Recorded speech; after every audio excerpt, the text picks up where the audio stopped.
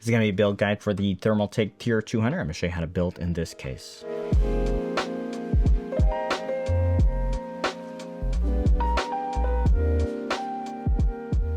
Welcome to Machines More. So recently I reviewed this case, the Thermaltake TR200. It's a bigger medium form factor case, but it is a very well designed case, easy to build in with an affordable price point. And in today's video, I'm going to show you my build in this case. Now it's not going to be a PC build guide per se. I will be showing you step by step, but it's more so giving you a more in-depth look at how to build in this case as opposed to how to build a PC.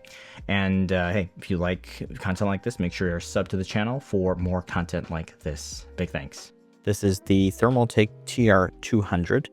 This one in particular has the wood trim at the front, but otherwise the internals, save for that, everything is going to be the same here. So if you're getting the regular model, this will be applicable as well. So this main compartment here, this is going to house an mini-itx motherboard or mini-itx.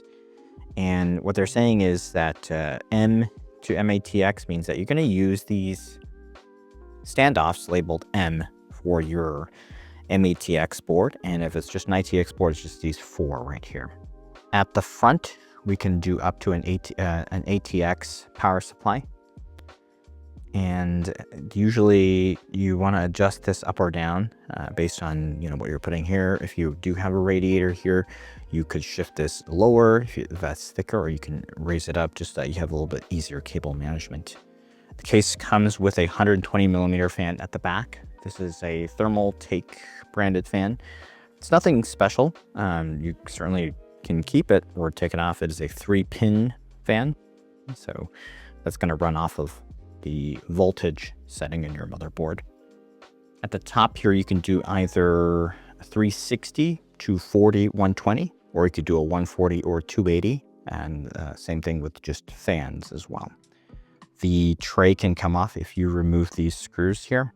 I think a lot of users, you don't necessarily have to. If you put the unit in from this side, you can just avoid having to do that, but this is certainly one way you can drop it in if you want to.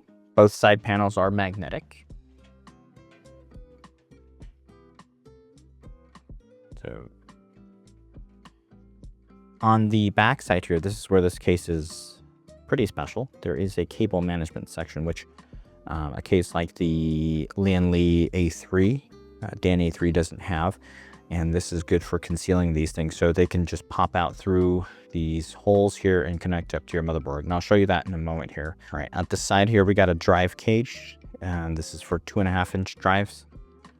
So with this put, you can do 2.5-inch SSDs, or you can mount a spinner, a 3.5-inch drive, and you'll just use these holes to line up, and then you'll just mount this back up like this, and then cable manage back to that. So you can put one drive here, and that's fairly convenient. Front panel connector sleeved all in one. You have a HD audio, USB-C, USB-A front panel. And for a lot of users, you may just want to keep this somewhat managed here, and then just take up, loosen the cable as needed. So then that's just going to stay managed within this slot here.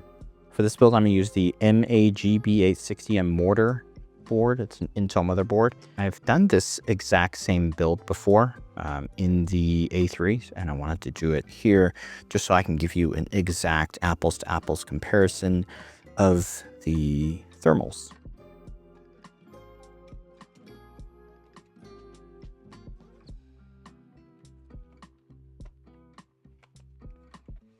Some Thermaltake branded RAM. This is a 6400 megahertz kit.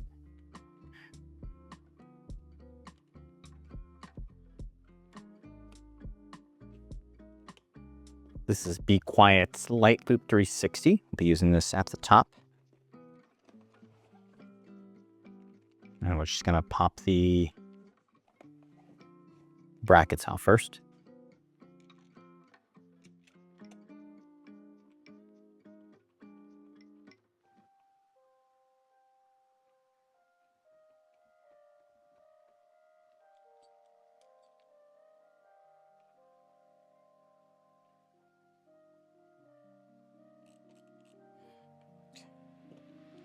For the power supply, this is NZXT C850, 80 plus gold.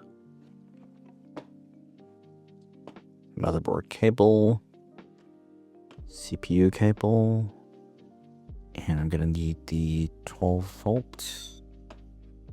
You can actually run the power supply like this. The front is ventilated, and so you can actually put the power supply fan facing the front, and that'll bring air into the case and exhaust it out. You have a few ways to mount the power supply to the to this bracket. You can try to screw it in just like that, and you can even remove the top panel.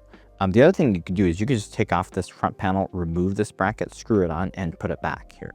And to do that, it's a little bit hard to see, but there's these little tabs here that allow that front panel to be removed. This right here you can swap out for the optional panel that allows for the drive bay or optical drive. So you just kind of press down and loosen it up, and that don't snap it off. It's a little sketchy, but it does come off. So this is the wood trim panel. So what I'm doing here is I'm just redoing this part because I didn't get a good shot of it. So you're gonna remove these 4 screws here. This will just unmount, okay, like that. And you can bring it to this lower position if you want. And then we'll stay here like that, okay? And then with this, we'll just pop in 4 power supply screws.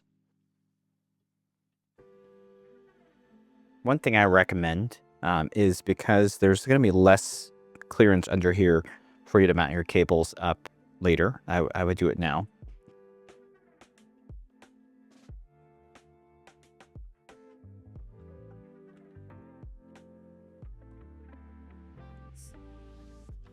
And with this, since we can pop the cables into that management area, we're going to channel them through here.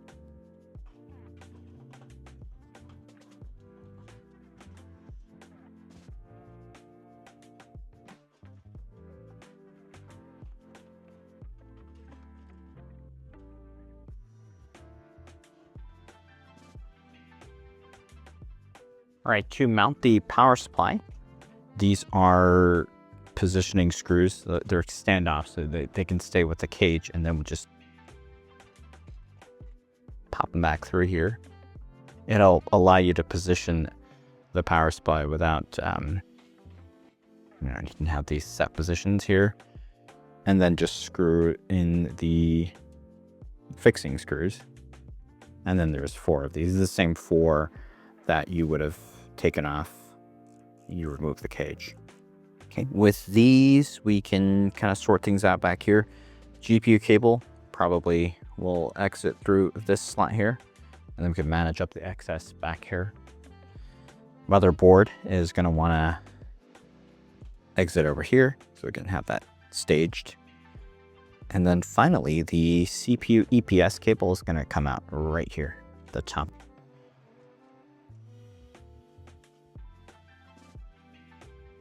Have my USB-A cable go out here. USB-C connector will go out here. And then finally this audio cable. Front panel audio right there. So that's how we'll do it. Front panel connector here. And we can come back and sort it all out later. And then we'll just do that for now.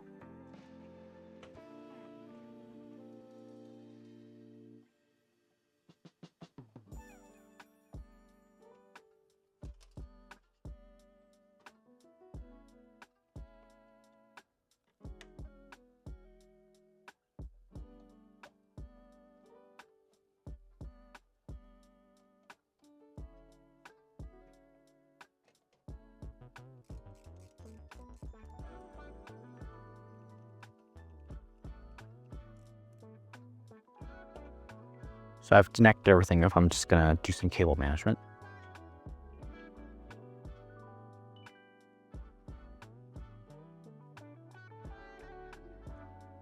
So the cable management section is really nice. I've got the CPU EPS cable routed back here.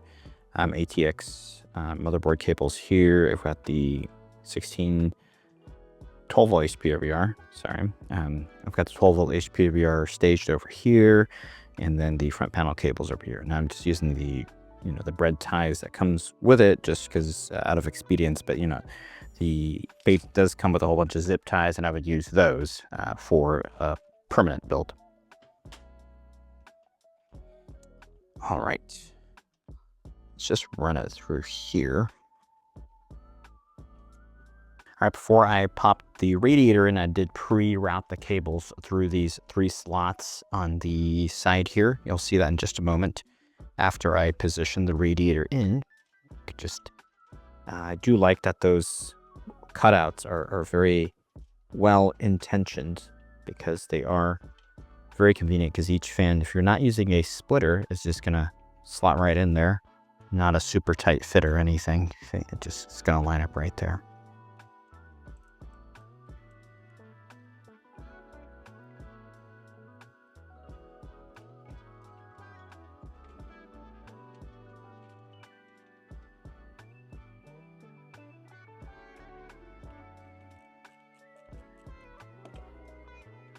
So this is just to show the final cable management. There's this little GPU foot here. We're gonna have to loosen that up and then pop the card in. Support foot, I've just loosened up, and then we'll pop that in when it's ready. GPU here is the Asus Prime 5080, and this panel comes out, and we'll take out 2 of these slot covers. And you'll set these aside.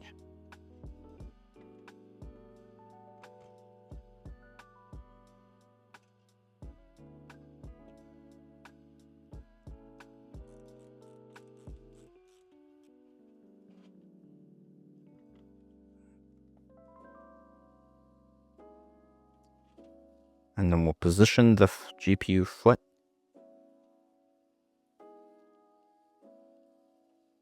GPU foot, support foots are right here. Anti-sag. And that way it'll keep not get in the way of the fans. Now, one thing we can do, we have plenty of clearance. I can put in a set of fans here just to give us a little bit more intake at the bottom. And you have plenty of height here. See, if you look at the feet here, that's a good amount of clearance. And we can run fans at the bottom to intake and help that GPU. And that'll be very helpful. At the bottom, I'm going to use this. This is the Sickle Float Edge 240. It's a set of 240 millimeter fans. 220 millimeter fans are joined together. And that way it'll just feed the GPU. What's nice about that is you just run one cable for both fans. So I'll just pop this off, and then I can mount the fan there. And that's where we're just going to use this. And it's convenient because we just have one single cable to run.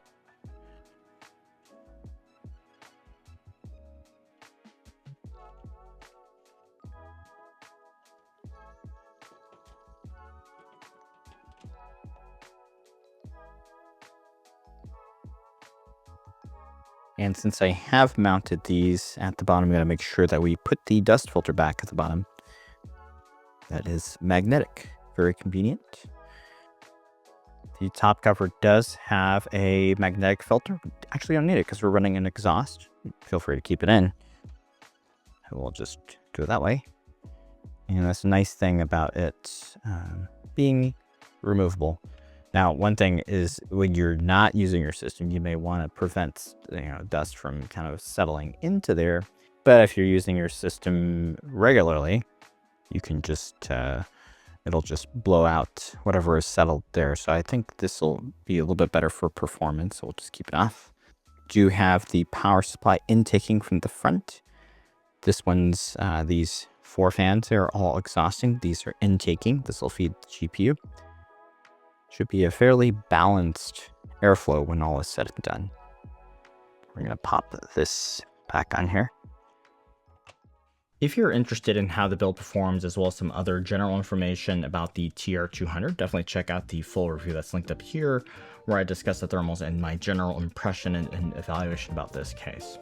So that'll do it for this one. I hope you enjoyed it. The component links are down below. Please also leave a comment with any questions, and I'll see you in the next one.